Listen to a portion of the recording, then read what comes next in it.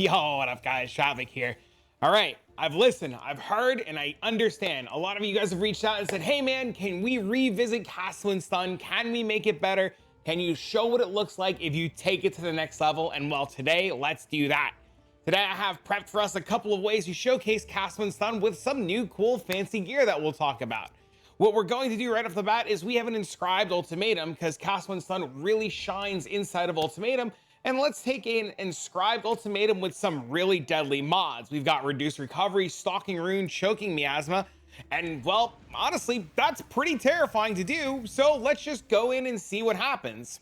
Now we're gonna do a few of these in this video just to kind of showcase what we're playing and what's going on and kind of talk about everything that, you know, we've accomplished and what we've changed. The first major thing that I wanna say is this build is of not my own creation. I've actually been following alongside a couple other people, and like I've mentioned, you guys have asked time and time again for me to revisit Castle and Stun. And when you guys have been asking, a good buddy of mine, Exedir, reached out and he was just like, hey man, I've got a really cool Castle and Stun variant. You should really look into this. So I listened and I kind of did some research and I kind of looked around. And I started messing around with Castle and Stun, and as soon as I started messing around with Castle and Stun, well, currency just kind of started flocking in, and well, I managed to hit my first mirror of the league by dropping a mirror tier ultimatum running Castle and Stun, and that was it. Once that happened, I was hooked. Now, this variation of Castle and Stun, as you can see, is extremely tanky. We have Rune 4, Stalking Rune 4 on this, and we have yet to get a stack of rune put on us. We are able to stand right here next to this rune guy. He is able to wail on us all he wants, and there is no rune. You'll also notice that my life pool pretty much doesn't move. This character has a really interesting feature about it, as it is max block. Now, if you followed along Castle and Stun over the course of the last couple of weeks and you followed creators like Emiracles, you know that Castle and Stun adapting to max block and Svalin has been an insanely powerful tool. He managed to show us that we're able to block rune, and rune will not be the threat that we ever needed to worry about. And with that, a lot of people found a lot of cool creative avenues to pretty much take Castle and Stun to the next level. Now, currently I am block capped on this character, and as you see, I can just stand here and the rune will not affect me. But the real cool kicker is we are not actually playing Svalin. We are playing the Azadi Crest, so that we can take advantage of lucky block. Now we'll go into a lot of whole details in a second, and we'll look at over the gear and we'll see what's going on. But first I want to show the rest of this, and you can see there's the rune guy. He's just wailing away at me. No rune, no problem. You know, we don't have to do any of the weird frost wall stuff. We don't have to do anything crazy. Our life pool, as you see, just never moves, and we're able to come into this and just stand here for like 3 minutes and start yapping away, and everything goes smooth and according to plan. And honestly, stone circles, they're kind of rough. Usually with stone circles, you count 1, 2, you move to the next one, 1, 2, move to the next one, 1, 2, move to the next one, and you move on. Now you saw we did that whole wave and we got 1 stack of rune right there at the end because, well, our block, while being lucky, I mean 1% to hit us is still 1%.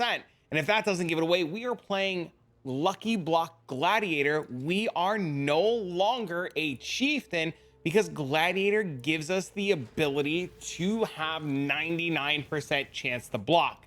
Unfortunately, we will probably never be able to hit that 100% chance to block that we were once able to a long time ago. But with how it stands right now, we are at 99%. Now this is a survival wave. We'll let the survival wave go, and let's talk about what's going on. First and foremost, Emiracles did a fantastic video. I'm gonna link this to you guys down below, and his spreadsheet. He did an insane job of explaining how to do Grueling Ultimatum, how to get max block, and how to play the character, and give a lot of really good information. This is what I started with. I started playing this, I started doing Grueling Ultimatum, I started going in, and it was fantastic. As I was playing this and having the time of my life, my friend Exedir and a couple of you guys had mentioned that a gentleman named IP Monkey and a gentleman named Water Detach were playing Gladiator. If you've been following along me over the last couple of years or leagues, you'll know that at one point I played a Lucky Block Gladiator, so when I saw it was Lucky Block, I was all about it. Now these two profiles I'm going to include for you guys down below, and you can take a look at the differences. Like there you have different weapons, different amulets, different types of rings, and you can kind of like mix and match and choose what's going on. But I essentially just took a look at what these guys were doing and started rolling with it. And as you can see, we're currently hands off. We have 1 stack of rune, our life total's not moving, and we're just farming away. You can actively see the rune guys wailing away on my character. They are these big little blue ghosts over here, and they're just kind of kicking our butt. Now, to showcase what is really going on in the background, let's bring up POB for a second, import our character, come on over to mercenaries, make sure that nothing's imported right now. Come on over to mercenaries, grab our gladiator, and import our gladiator. I'm gonna pull POB to the side here for a little bit. You'll see right now that we are on a 80% block chance and 78% spell block chance. And because we are playing gladiator, we have the ability to have lucky block, allowing us to hit have you been hit recently and have you been blocked recently, and shoot our block all the way up to 99% because of lucky block. The reason why this is a thing, and the reason why this is so powerful, is we are able to use the Azadi crest, which I mentioned earlier. This says that your lucky or unlucky effects use the best or worst of 3 rolls instead of 2, and this really allows us to get a really good sense of what's going on. Now, if I were to take this shield and grab a different shield, we'll just say Svalin, because everybody uses Svalin, and Svalin's a good shield, and we were to get a chance to block spell and put this to the cap and add this to the build, and just say we swap out our shield to Svalin, we go from a 99 to 91% chance to block, and that is a huge, huge, huge difference in terms of blocking. And, you know, we don't lose the max res and all that jazz and so forth and so on. Gladiator in itself is an absolute powerhouse when it comes to being able to do block and block-like things. So, now, please forgive me while I farm during the middle of this. But let's talk about what's going on. First and foremost, we are playing Gladiator, and Gladiator alongside the Azadi crest gives us max block, and we're getting that beautiful, beautiful node from right here, More Than Skill. It's the main reason why we're playing Gladiator, and More Than Skill says chance to block attack or spell damage is lucky if you've blocked recently. There is an argument that you could play like any of the other ascendancies and just take this node, but the rest of the nodes are overall pretty good in their own right. Now, this character looks a little bit different from the typical chieftain that you would normally see that's, you know, pretty much going on, or what, you know, Emiracle is playing. So let's just kind of take a look at the gear and what's going on. First and foremost, this shield I had mentioned is corrupted with reduced extra damage from critical strikes. This is what allows us to start working our way to being that beautiful, beautiful crit immune.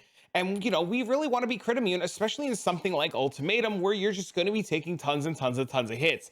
Yes, granted, you do block, but that 1% you don't block, you want to make sure that you don't just accidentally die. And you see, while our health does move, we don't want it to hit 0. Inside of our shield, we have Firestorm of Pelting, which is raining from the sky, hitting all of our enemies. We're pairing it with Calling Strike so that we can call all of our enemies, and we have Cast When Stun. Cast When Stun is going to be a running theme throughout this video, and you better just assume that every single skill is going to be linked with Cast When Stun. Paired alongside our shield, we have an Oscillating Scepter giving us Elemental Overload. If you don't know what Elemental Overload is, it is a node right here on the tree. It's up here in the corner right there. It says skills that have dealt a critical strike in the past 8 seconds deal 40% more elemental damage with hits and ailments. Your critical strikes do no extra damage. Ailments count as never being a crit. So we take this scepter so that we can do a bunch of extra free damage. You can see that it's procced based on our skill bar down here and this little triangle that's on our skills. Our weapon is socketed with LA Weakness, Cast When Stun, and Desecrate so that we can make corpses. Now, our weapon is fractured with 1 to all spell skill gems. We did then use essences of minion damage until we got dot multi. We annulled down and we multi-modded on the rest. You can actually make a better weapon. You can go for +2 to all spell skill gems, and you can go for minion damage, and then you can work on the suffixes, but that's too much of a pain. I tried doing it on a friend's wand earlier, or scepter. It was 30 divs in. I never hit dot multi once, so I just kind of like left it as is. The rest of our gear is going to be a very interesting mix of things. You've noticed that our weapon has minion damage on it, and you'll notice that we are indeed using a minion damage ring. Our ring has minion damage deals 87% increased damage and 250 life. This is a misted ring. I found this on trade. It was about 10 divines. When I bought other rings, they were about 5 divines each as I was messing around with it. These rings you can find. You do want minion damage on your gear. It's pretty important because it's a lot of damage, because this character, while not only being a gladiator and taking advantage of lucky block, is taking advantage of a node here called spiritual aid. Spiritual aid says increases and reductions to minion damage also affect you, which pretty much allow us to craft minion damage onto our weapon, minion damage onto our ring, and minion damage in other places like a timeless jewel, giving us just a whole lot of free damage that we weren't really expecting to be able to get. Now, I figure the best way to really showcase this build and keep you guys sort of entertained is to literally run all of these inscribed ultimatums that I have while talking about the gear, because what a better way to literally showcase a character, but other than making free money while you go. We literally don't care about any mods ever, period, ever. It is like almost impossible to kill us. Now, moving on over, we are using the apostate armor. We're using this for one major reason. It says gain maximum life instead of maximum energy shield from equipped armor items. That's a really cool line of text, which means that all of our energy shield converts to life. My body armor is corrupted with 50% reduced extra damage from critical strikes. That is a really important node because it helps us to get crit capped, and we want to make sure that we're crit capped and crit immune going forward so that we don't have any real issues and that we can stay crit immune, because like I had mentioned earlier, running through ultimatum, you're going to have these problems where you're going to have a bajillion of mobs and they're going to be hitting you and hitting you and hitting you. And that's not something that you really want to risk accidentally dying, especially when you're doing exactly what I'm doing right now in this video and showcasing and playing around with a lot of currency. The last thing I really want to do is accidentally lose currency to dying versus to ruin. Our body armor is going to have a cruelty support, awaken burning damage, awaken unbound ailments, detonating dead of scavenging, cast when stun, and cremation of the volcano. This is what we're going to be pairing in our body armor. Essentially, what's going to be happening, to kind of recap what's going on, is we're going to be creating a lot of corpses with Desecrate. We're going to be using those corpses to cast cremation of the volcano. We're going to be killing a lot of mobs. Those mobs are going to be dying. We're going to be using detonating dead of scavenging to blow those corpses up. And we just get to do this overall combination of a whole lot of damage. Now, because of the apostate says that we're going to gain maximum life instead of maximum energy shield, we're going to take huge advantage of our other pieces of gear. You're going to notice that we have like a Lich's Circlet. We'll start here. Our Lich's Circlet does have a couple of really cool rolls on it. All right, let's stop with this for now so that we can actually focus on our gear. Sorry if you've been entertained by me farming currency, but the rest of them are all stand in circles, and you don't want me to stand in circles and try to explain gear. Now, we crafted this helmet for one major thing. The first and foremost thing is we took life regen per second because our character, while in the hideout, has 2,000 life regen and scales up depending on how we block and kill things. So we took that as our fracture. We then essence crafted our helmet for maximum energy shield until we hit tier 2 energy shield, and then we reforged life to hit maximum life. Ideally, the helmet would be percent energy shield, flat life, both being tier 1. Our suffixes being chaos resistance, and then we crafted on the missing resistances that we had. We then took maximum lightning resistance and physical damage taken from hits as fire. The reason why we took maximum lightning resistance is we wanted to get as close as we could to 90 all res. Getting to 90 would be very expensive and very difficult, and we would require an extra corruption on the body armor. And I currently don't die as is. In an 8-hour span, I lost 4 regular maps to ruin and getting hit. And I mean, if I die 4 times in 8 hours, I mean, that's fine. You just saw me just stand there and do nothing. So it works how is, so I'm not going to change with anything. Our helmet has cast when stun. We have Purifying Flame of the Revelation. This one gives us, you know, the enemies are on consecrated ground. It deals a whole lot of damage. It blows everything up. It's really, really, really nice. We have Flame Surge of Combusting. This gives us just the ability to leave burning ground and deal infinite more of damage. And then we have Flammability for our second curse, giving us more ignite chance and reducing the fire resistance of the enemy. Now, because we had mentioned that we had Ellie weakness earlier and we have flammability, we need to be able to use 2 curses, and that'll lead us over to our amulet, which we have Whispers of Doom anointed. Now, I splurged a little bit and I bought a nice +4 amulet with dot multi with hunter influence. You don't need to do this. It's excess. It's a lot. You don't need to do this. And if you come back over here and you take a look at some of these other profiles, you'll notice that this gentleman here has a dot multi amulet with life that was misted with Whispers of Doom. You could just do this. It would be the exact same thing. You don't need to splurge and go all in like I did. I just happen to have the currency because farming ultimatum, I dropped 2 mirrors or 2 mirror ultimatums and sold them for a whole lot. So I wanted to splurge on the character. Moving on down, our second ring is a Valerium with cannot be poisoned. Pretty standard, pretty straightforward. You need your stun threshold to be based on energy shield instead of life. We have no energy shield. We guarantee that we always get stunned and it always procs, and bada bing, bada boom. Moving on over to our gloves, you're going to notice they are Warlock gloves, kind of following the theme with the Apostate and kind of following the same theme as the helmet. We got fractured life regen, crafted with essences, reforged life for life, hit our chaos resistance, and then in our implicits, we crafted fire damage leeches life and fire damage over time multiplier. You can indeed change the fire damage over time multiplier to maximum cold resistance, kind of following the theme here of maximum lightning, maximum fire, and you can get +1/+2 if you choose to round out your resistances. I didn't need it, so I just kind of kept the fire damage over time. And then lastly, our boots are following the same routine where we get maximum life regeneration, craft with essences until we get life, and then we put on some movement speed. I missed on better movement speed. I would like to have different movement speed, but this is good enough. Craft on chaos resistance, and then we took maximum fire resistance and life regeneration. Our boots have enlightened support 4, very important. We have Tempest shield to cap out our block.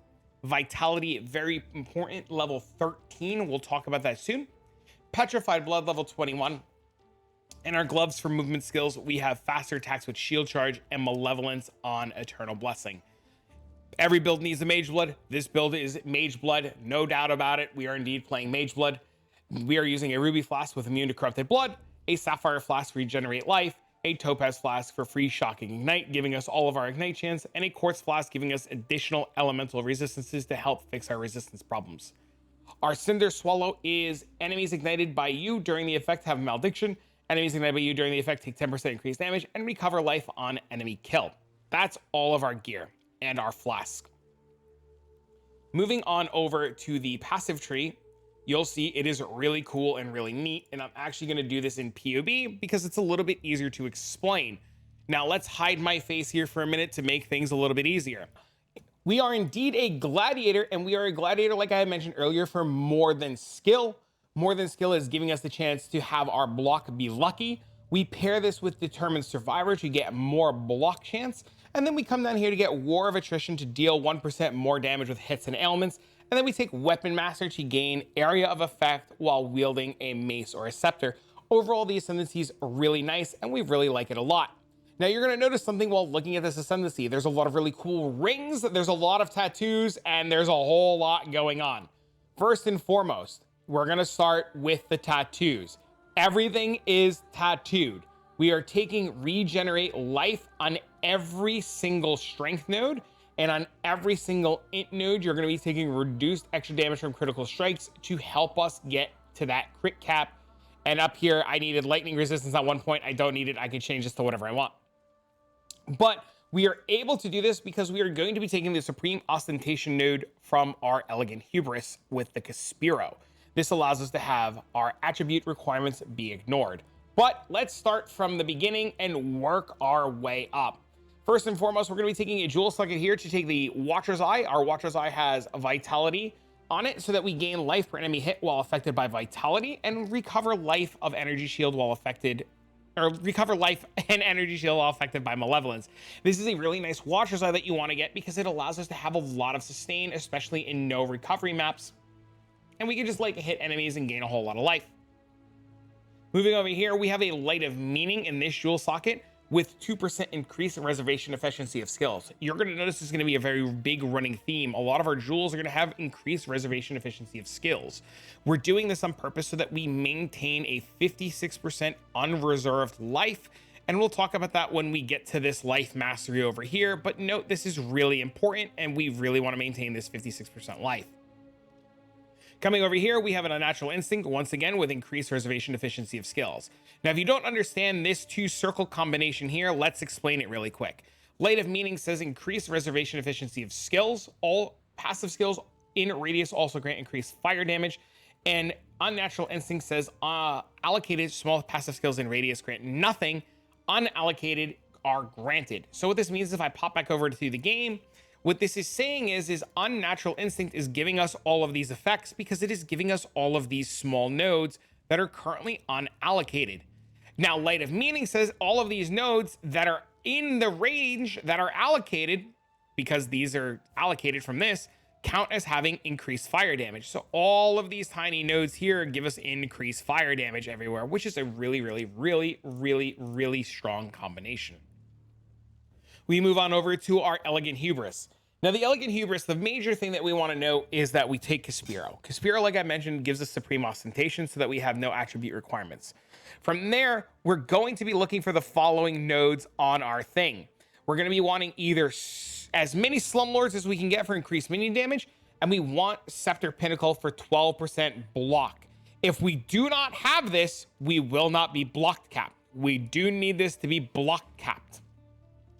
And the other really cool thing is we have a lot of nodes to play around with. You can take this node, this node, this node, this node, this node, and this node. As long as they're within the Massive Thread of Hope ring, you can use these, so you have a couple of nodes to play around with. There is a Timeless Jewel running around with 380% minion damage and spell block. Bro, it's like 300 divines. You don't need it. We're going to come down over here to Nomadic Teachings. We're going to take that. We're going to grab the Rune Graft of Treachery for increased reservation efficiency of life to maintain that 56%.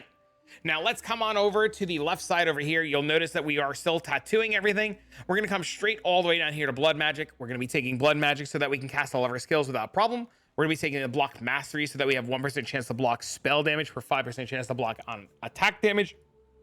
And then we're going to be grabbing the Endurance Charge node here, the Jewel Socket node here, Barbarism, and the Life Mastery. This whole little section right here is really important. You count as low life at 55% maximum life or lower. Currently, we have 56% life. Petrified Blood says that while we're on low life, do a bunch of cool stuff. This says we're on low life under 55%. We're at 56%. This is intentional. The 1% over keeping us not at low life allows us to take Brutal Fervor, being a Slayer node. We get Brutal Fervor because it gives us 100% increased maximum recovery per life leech. Life leech effects are not removed when unreserved life is filled. 10% reduced damage while leeching. So we're always going to be leeching. We're always going to be taking 10% less damage, and we're always going to have a ton of recovery. And this is literally due to the fact that our gloves are allowing us to have fire damage leech as life, and we deal a whole lot of fire damage, so we get a whole lot of leech and recovery. If there's a better option to take or something you consider being better and you'd like to explore, or let me know down below in the comments, I'm more than happy to hear you out and explore other options. Please let me know if you find something cool. I'm all about it. And then while you're down there in the comment section, don't forget to like, subscribe button, and turn on notifications. It really helps the channel a lot. Moving on up over here, we're going to be taking a large cluster jewel with Burning Bright, Smoking Remains, and Widespread Destruction. Widespread Destruction for area damage and elemental damage, Burning Bright for area damage and burning damage. And then we're going to be taking an Immutable Force. Once again, 2% reservation efficiency of skills and 999% stun and block recovery. You can use any Immutable Force. Emiracle says that 961 is the magic number to feel really good. I originally played Cast and Stun early in the league with like a 500 and it was fine, but I saw the 999 available relatively cheap, so I bought that. The other jewel we're going to be using here is a Fan of Flames, or Fan the Flames and Master of Fire. This way we can spread our ignites and we have fire exposure. And then we're going to be grabbing a Blood Notch with 2% reservation efficiency of skills. Emiracle says that 50% is the sweet spot, so anything over 50% is what you want. Life Mastery over here for 50% increased maximum life. Our body armor has no life modifiers on it. Divine Judgment and Elemental Mastery for more exposure. Come on over here to another Endurance Charge. We're going to be taking the Thread of Hope. The Thread of Hope, as you can see, is literally so that we can grab Retribution and that we have more access to nodes inside of our Timeless Jewel. We're over here, we're taking the Agnostic. The Agnostic makes our energy shield 0. This pairs very, very, very well with the Valerium because our stun threshold is based on energy shield instead of life. Because we have 0 energy shield, we always get stunned, and that's really important. And we want to make sure that we never skip a beat with getting stunned. Over here, we take Block Mastery for more maximum block chance. If you remove this node, you're still at 99, but your EHP drops a whole lot. Why it does that, I don't know. Make sure you tattoo this node here for the 5% reduced effective crits. Make sure you tattoo this node here for the 5%. Yes, by the way, you can tattoo nodes inside of your unnatural instincts and then unallocate them and have them count. So I can tattoo this node here. We're going to be taking Holy Fire so that we can get a whole bunch of fire resistance and fire.multi. And when I hit level 100, I'm going to be taking regenerate 1% life per second for each uncapped fire resistance. And then we come up over here and we're going to take another cluster with widespread destruction, burning bright.